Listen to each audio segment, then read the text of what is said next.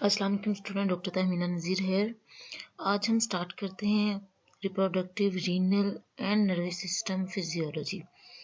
चलिए आज अपना पहला लेक्चर स्टार्ट करते हैं नर्वस सिस्टम के साथ।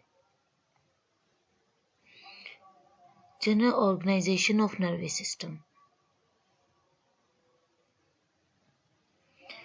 तो आज का हमारा जो टॉपिक है उसमें बेसिकली हम देखते हैं कि जो आपके नर्वस सिस्टम की ऑर्गेनाइजेशन है वो क्या है।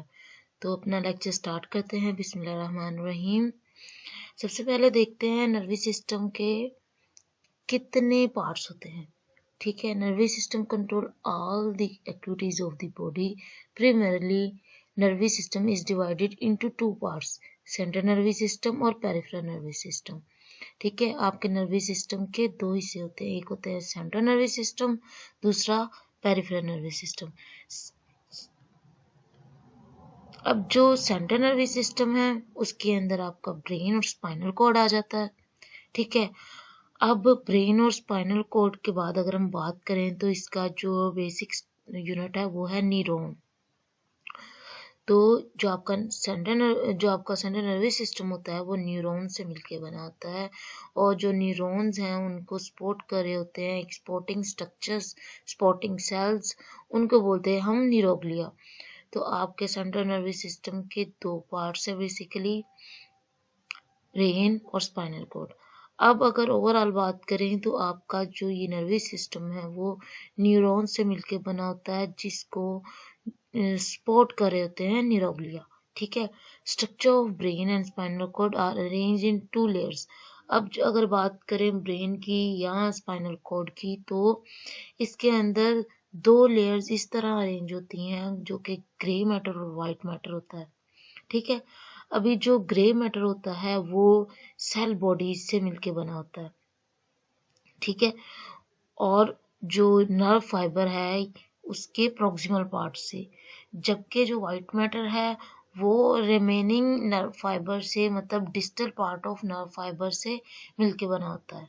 ठीक है, अभी तक मैंने आपको बताया कि जो सेंट्रल नर्वस सिस्टम है वो दो पार्ट्स पे मुश्तमिल है, ब्रेन और स्पाइनल कॉर्ड। स्पाइनल कॉर्ड और इन दोनों को मिलके कौन बना रहा है? न्यूरॉन्स। बेसिक स्ट्रक्चर क्या है न्यूरॉन्स का, और इनको सपोर्ट कर रहे हैं न्यूरोग्लिया।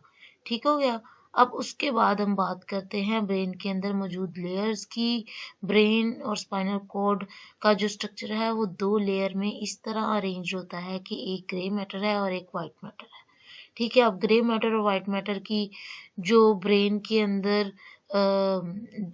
कि इस तरतीब से होते हैं, पहले ग्रे होता है या बाद में वाइट होता है, इस तरह की जो तरतीब है वो हम नेक्स्ट स्लाइड में पढ़ते हैं। तो जो ग्रे मैटर है उसमें बेसिकली सेल बॉडीज होती हैं और proximal part of nerve fibre, जबकि जो वाइट मैटर है उसमें distal part of nerve fibre. अब जो आपका ब्रेन है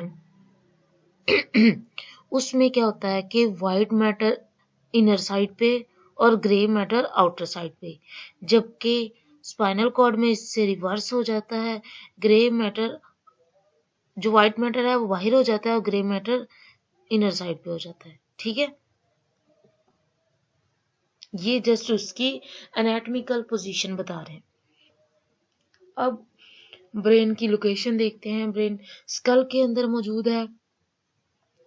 ब्रेन अपने हाइंड पार्ट से वर्टिबल कैनाल की तरफ मूव करता है फोरामेन मैग्नम के थ्रू।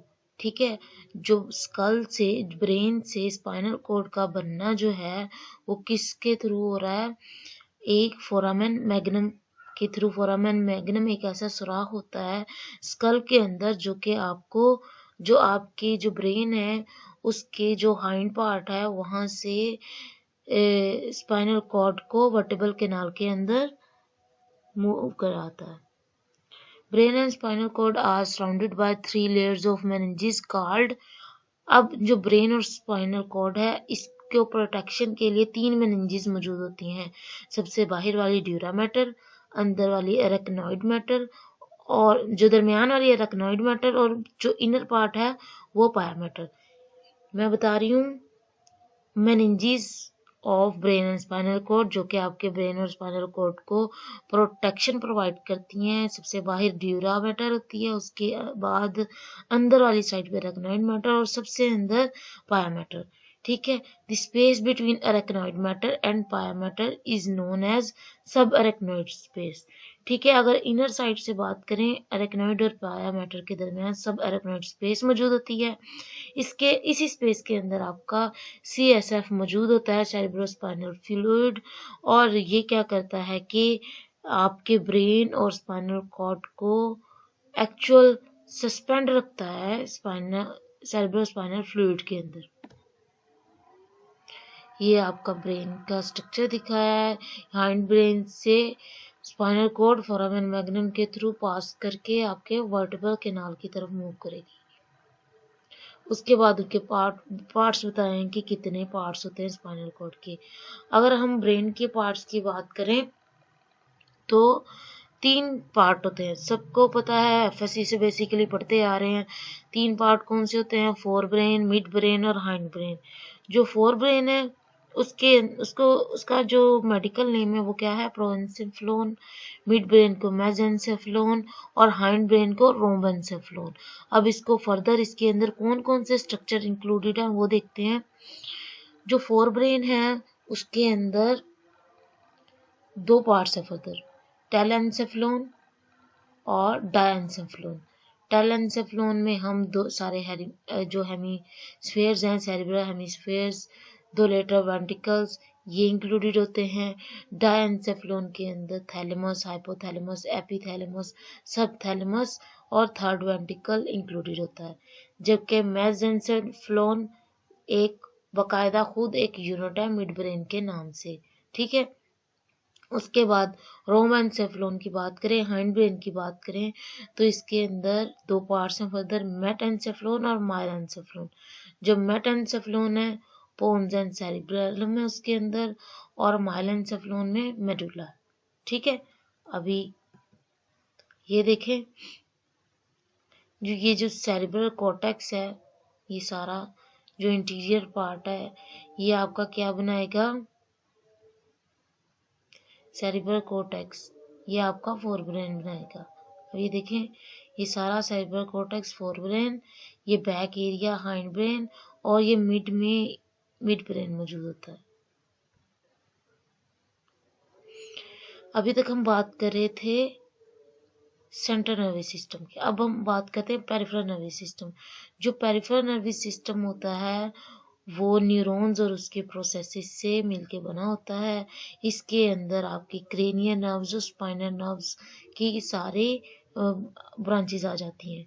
ठीक है, अब इसको फर्दर 2 सब डिवीजन में डिवाइड किया हुआ है, एक सोमैटिक नर्वस सिस्टम और ऑटोनॉमिक नर्वस सिस्टम। जो सोमैटिक नर्वस सिस्टम है उसका फंक्शन क्या होता है? आपके स्केलेटल मसल्स से रिगार्डिंग, मतलब कि आपकी जितनी स्केलेटल की मूवमेंट है वो सोमैटिक नर्वस सिस्टम करवा रहा है। ऑटोनॉमिक नर्वस सिस्टम क्या करवाता है कि आपके विजरास की मूवमेंट, विजरास की रेगुलेशन, जो विजरल रेगुलेशन है या वेजिटेटिव फंक्शन है वो ऑटोनॉमिक नर्वस सिस्टम के थ्रू है। तो इधर एक फ्लो चार्ट बताया। नर्वस सिस्टम के 2 पार्ट हैं, central nervous system, peripheral nervous system. Central nervous system में ब्रेन है और स्पाइनल कॉर्ड है, जबकि पेरिफेरल नर्वस सिस्टम में सोमैटिक नर्वस सिस्टम और ऑटोनॉमिक नर्वस सिस्टम है। जो सेंट्रल नर्वस सिस्टम है ये तो हो गया ब्रेन और स्पाइनल कॉर्ड। स्पाइनल कॉर्ड का क्या काम होता है कि ये आपके ब्रेन को और पेरिफेरल नर्वस सिस्टम को आपस में कनेक्ट कर रही होती है।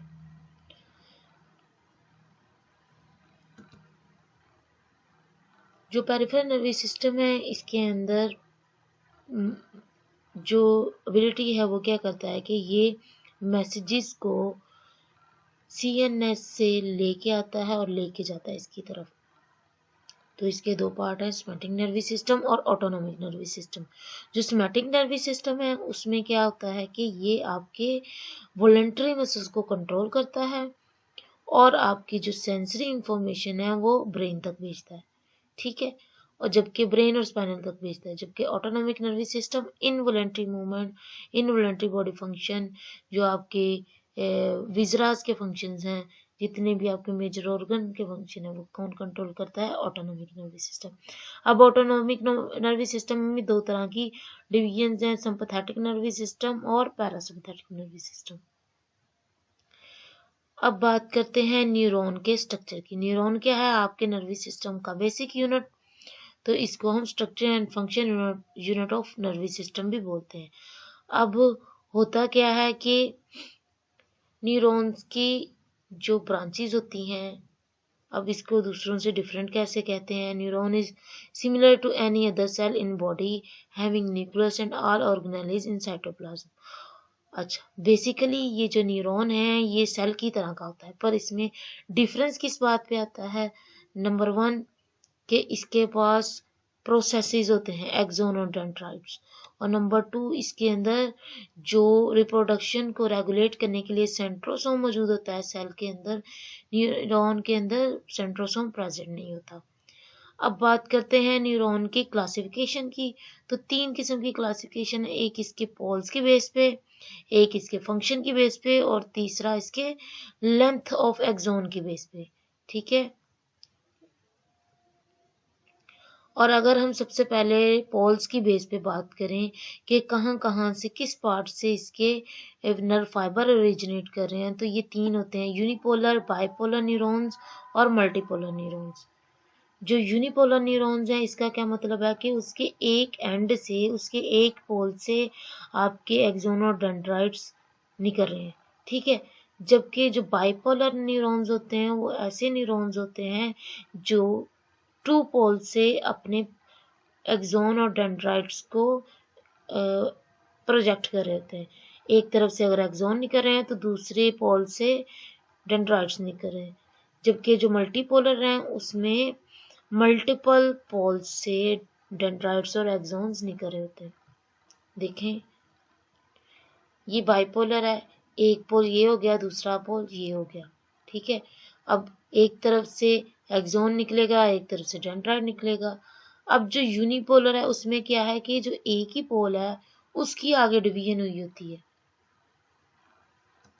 ठीक है, अब मल्टीपोलर है, मल्टीपोलर इसको मोटर न्यूरॉन भी बोलते हैं। ठीक है, अब इसके अंदर डिफरेंट पोल बने होंगे, 1 2 3 4 5 6, एक स्टार शेप की तरह का सेल बॉडी हो जाता है डिफरेंट पोल्स होने की वजह से। ये भी यूनिपोलर के एक ही एंड से डिवीजन है, बाइपोलर दोनों साइड से डिवीजन है, और मल्टीपोलर के डिफरेंट पार्ट से डिफरेंट पोल्स निकले हुए। अब अगर इसके फंक्शन के बिहाफ पे बात करें तो दो फंक्शंस होते हैं basically, motor function, sensory function. Motor function क्या करता है? आपकी मोटर एक्टिविटी को परफॉर्म करवाता है, इसको इफरन न्यूरॉन्स भी बोलते हैं। जबकि सेंसरी क्या करवाता है?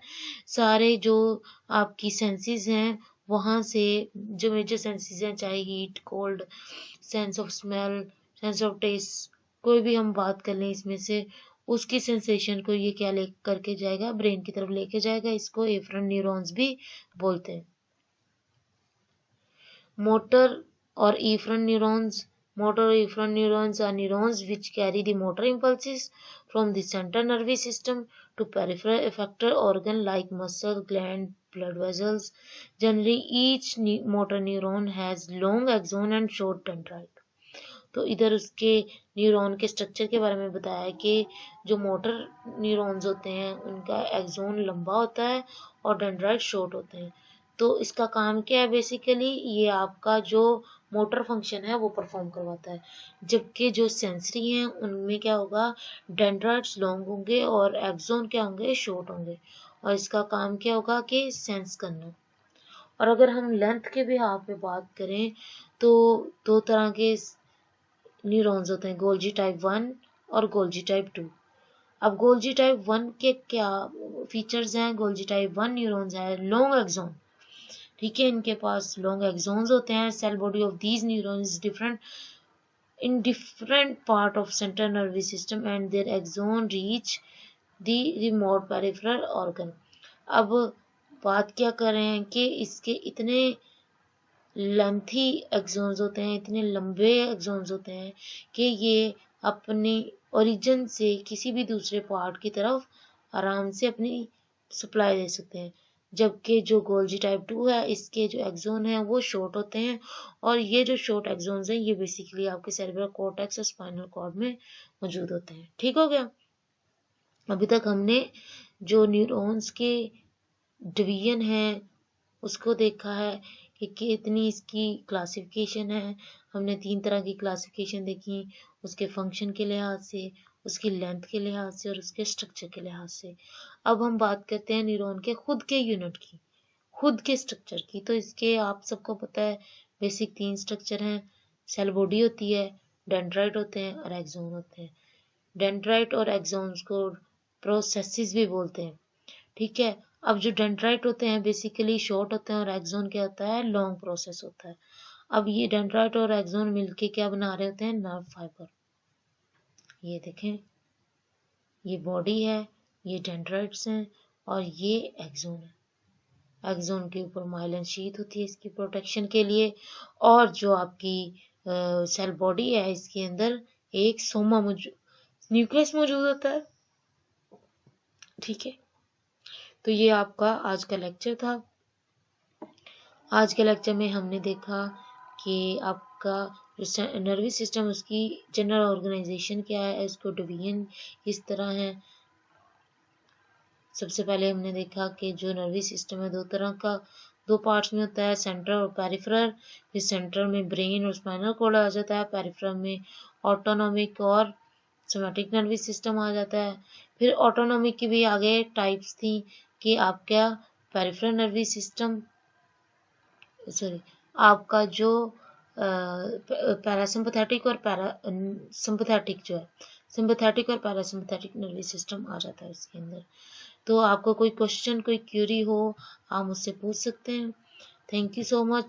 आगे हम ये कल लेक्चर कंटिन्यू करेंगे। अल्लाह हाफिज़। अस्सलाम वालेकुम स्टूडेंट, डॉक्टर तहमीना नज़ीर हेयर। आज हम फिजियोलॉजी का नेक्स्ट लेक्चर कंटिन्यू करेंगे, जिसमें हम लास्ट टाइम पढ़ रहे थे general organisation of nervous system.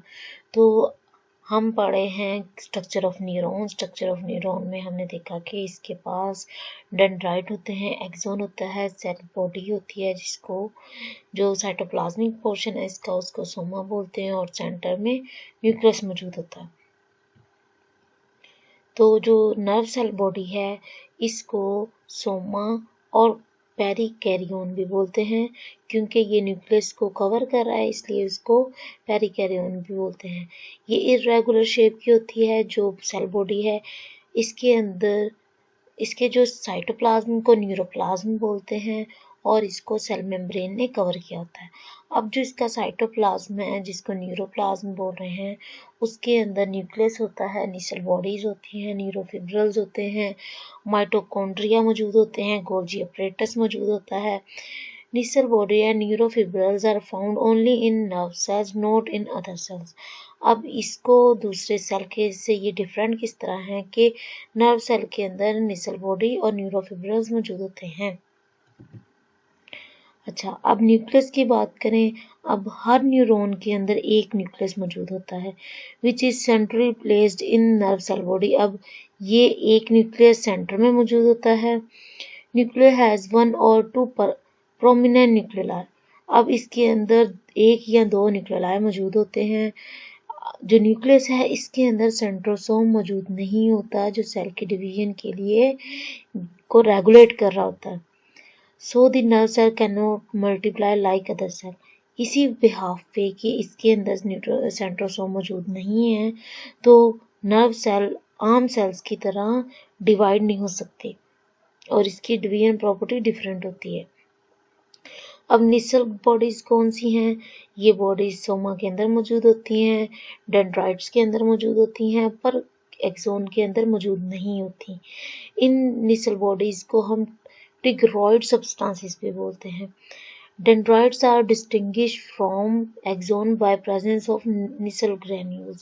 अब डेंड्राइट्स और एक्सोन्स अगर इनकी लेंथ सेम हो या इनकी ब्रांचेस सेम हो तो हम निसल बॉडी के बिहाफ पे इसको कैटेगराइज कर देते हैं कि जिसमें निसल बॉडी प्रेजेंट होंगी वो डेंड्राइट्स होंगे, जिसमें नहीं प्रेजेंट वो एक्सोन्स होंगे। इसके अलावा निसल बॉडीज के अंदर राइबोसोम्स मौजूद होते हैं।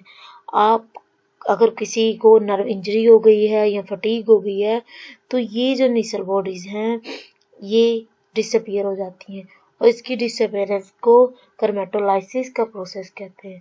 अब जैसे ही इंजरी रिकवर होती है तो ये रिकवरी को शो करने के लिए निसल बॉडीज वापस अपीयर हो जाती हैं, तो ये एक रिकवरी को शो करने के लिए एक फैक्टर है।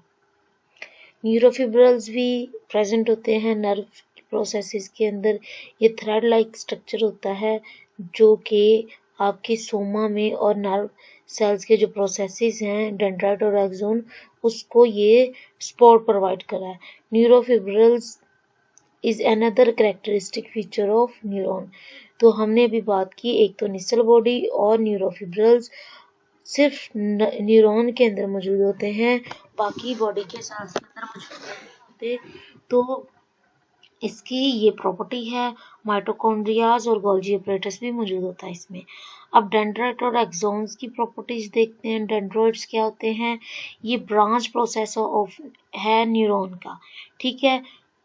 मतलब कि न्यूरॉन की जो सोमा है उधर से एक पोल से डेंड्राइट ब्रांचेस के फॉर्म में निकलते हैं और ये ब्रांचेस बार बार डिवाइड होती जाती हैं। अब जो डेंड्राइट है वो प्रेजेंट हो भी सकते हैं, नहीं भी हो सकते, एक भी नंबर में हो सकता है और नंबर ऑफ डेंड्राइट्स भी मौजूद हो सकते हैं, ठीक है। अब जो डेंड्राइट है इसकी ये भी अभी हमने प्रॉपर्टी पढ़ी कि इसके अंदर निसल बॉडीज और न्यूरोफिब्रल्स होते हैं। ये क्या करते हैं कि dendrite transmit impulses toward this nerve cell body. Dendrite का क्या फंक्शन है? इसका मोस्टली फंक्शन सेंसरी है, क्योंकि ये जितने भी सिग्नल हैं ये सोमा की तरफ लेके जाता है, ये नर्व सेल बॉडी की तरफ लेके जाता है। जो एक्सोन है ये लॉन्गर प्रोसेसेस होते हैं, एक्सोन एक भी हो सकता है, मल्टीपल भी हो सकते हैं। इसके अंदर Nisal cell body Nisal granules नहीं मौजूद होते। इसकी लेंथ 1 मीटर तक जा सकती है और ये सिग्नल को नर्व सेल बॉडी से अवे लेके जाते हैं। अच्छा, अब ऑर्गेनाइजेशन की बात करें, जो हर नर्व है, एक नर्व की ऑर्गेनाइजेशन ऑफ नर्व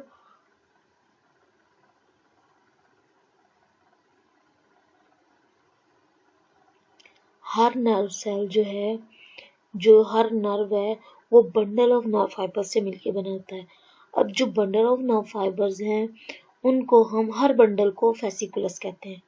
इसका क्या मतलब हुआ कि एक नर्व बंडल ऑफ फेसिकुलस से मिलकर बनी होती है, ठीक है। तो इसकी नर्व्स की कवरिंग है, सबसे जो ऊपर वाली कवरिंग होती है इसको एपिन्यूरम बोलते हैं। हर फेसिकुलस को जो कवर करे वो पेरिन्यूरम है और हर नर्व फाइबर जो कवर करे उसको एंडोन्यूरम बोलते हैं। अब ये देखो बहुत से फेसिकुलस मिलके एक नर्व फाइबर बना रहे हैं, ठीक है। नर्व फाइबर को जो कवर कर रहा है वो एपिन्यूरम है, फेसिकुलस को जो कवर करता है वो पेरिन्यूरम है। अब हर फेसिकुलस के अंदर नर्व फाइबर मौजूद होते हैं जिसको कवर करती है एंडोन्यूरम। अब अगर एक्सोन का इंटरनल स्ट्रक्चर देखें जिसको एक्सिस सिलेंडर भी बोलते हैं। Axon has long central core of cytoplasm called axoplasm. जो एक्सोन का साइटोप्लाज्म है उसको एक्सोप्लाज्म बोलते हैं। Axoplasm is covered by tubular sheath like membrane called axolemma. अब जो एक्सोप्लाज्म की कवरिंग है उसको एक्सोलीमा भी बोलते हैं। Axolemma is continuation of cell membrane of nerve cell body. अब जो सेल बॉडी है उसकी जो सेल मेम्ब्रेन वो कंटिन्यू होके एक्सोलीमा बना देती है। Axoplasm along with axolemma is called axis cylinder. अब एक्सोलीमा और एक्सोप्लाज्म दोनों को एक्सिस सिलेंडर बोलते हैं। Axoplasm contain mitochondria, neurofibrils and axoplasmic vesicular. अब इसके अंदर प्रोटीन सिंथेसाइज नहीं होती क्योंकि इसके अंदर राइबोसोम्स मौजूद नहीं होते। अब जो एक्सिस सिलेंडर है जो कि एक्सोलीमा और एक्सोप्लाज्म पे मुश्तमिल है, इसको जो मेम्ब्रेन कवर करती है उसको न्यूरोलीमा बोलते हैं। ठीक है। हम पढ़े हैं एक्सोन का स्ट्रक्चर।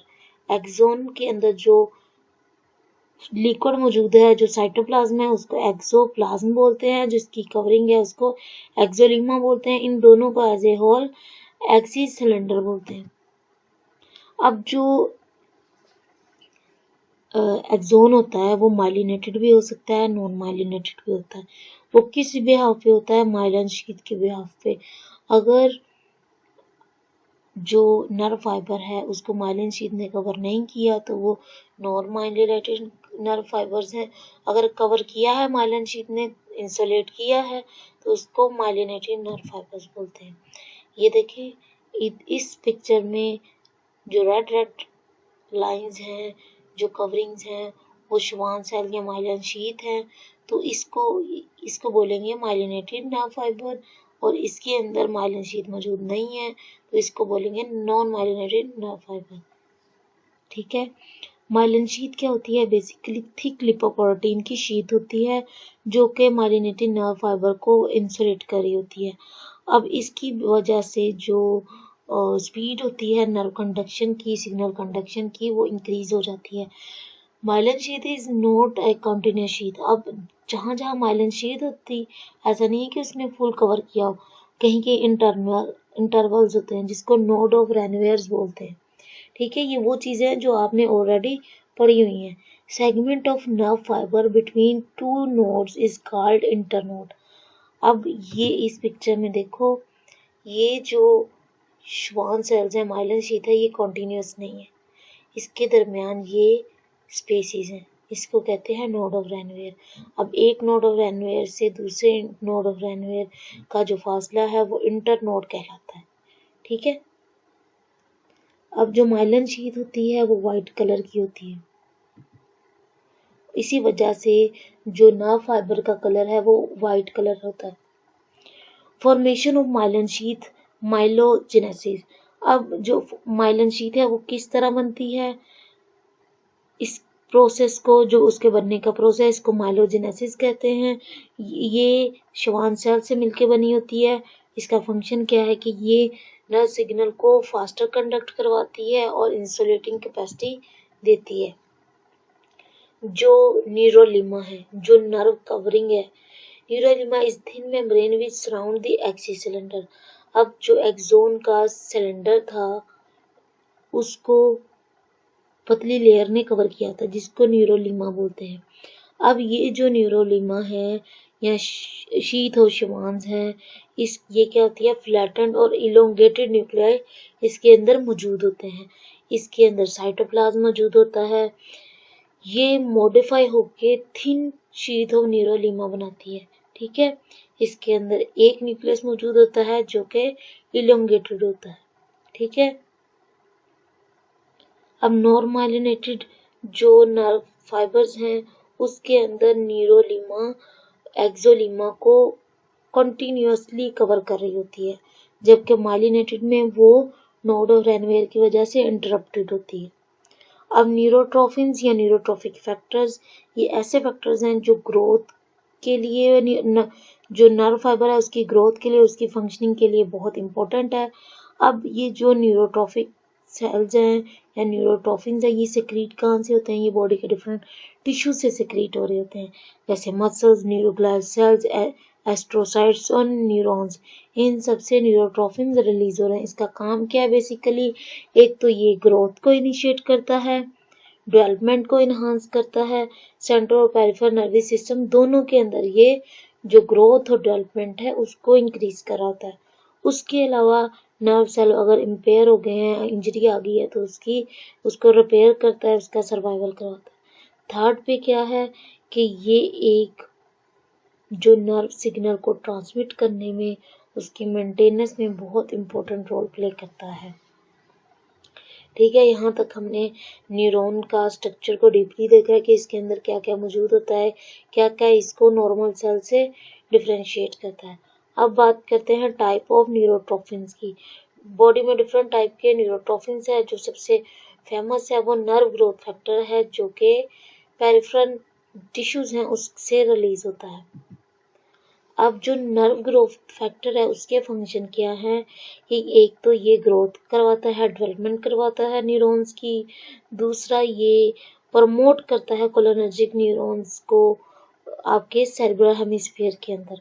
ठीक है, कमर्शियली इसको प्रिपेयर किया जाता है ताकि कहाँ से प्रिपेयर किया जाता है, स्नेक वीनम से, मतलब जो सांप का जहर है उसके जो सब मैक्सिलरी ग्लैंड है माउस के, वहां से इसको सिंथेटिकली सिंथेसाइज किया जाता है। ये इम्पोर्टेंट रोल प्ले करता है ऐसी बीमारियां जो नर्वस सिस्टम के डिसऑर्डर होते हैं, जैसे अल्जाइमर डिजीज हो गया, नर्व डिजनरेशन, और एजिंग के प्रोसेस में अगर भूलने की बीमारी है, regeneration of spinal cord injury, इस सब में ये जो ग्रोथ फैक्टर है ये बहुत इंपॉर्टेंट रोल प्ले करता है।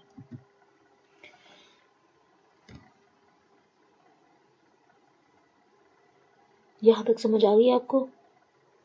अब इसके बाद कुछ दूसरे न्यूरोट्रॉफिन्स हैं जो बॉडी में मौजूद होते हैं, इनकी डिटेल्स आप अपनी बुक से देखेंगे और मैं आपसे नेक्स्ट लेक्चर में जूम मीटिंग में इसकी डिटेल आपसे सुनूंगी। Brain derived neurotrophic growth factor, glial cell line derived neurotrophic factors, ciliary neurotrophic factors, fibroblast growth factors और न्यूरोट्रॉफिन्स, ये सारे न्यूरोट्रॉफिन्स हैं। न्यूरोट्रॉफिन 3, ये सारे ऐसे न्यूरोट्रॉफिन्स हैं जो कि आपके बॉडी के अंदर नर्व की ग्रोथ के लिए बहुत इम्पोर्टेंट है। तो इन सब की डिटेल आपने देखनी है, ये आपका होम टास्क है। आपने मुझे बताना है कि हर जो न्यूरोट्रॉफिन्स हैं उसका क्या क्या फंक्शन है। तो उम्मीद करती हूँ आपको लेक्चर समझ आ चुका होगा। बहुत आसान है, हम इसको पहले भी कर चुके हैं, तो इसलिए ये जब हमारे थर्ड सेमेस्टर का पार्ट है तो हम इसको दोबारा रिपीट कर रहे हैं। जो क्वेश्चन क्यूरी हो आप मुझसे पूछ सकते हैं। Thank you so much. अल्लाह हाफिज़।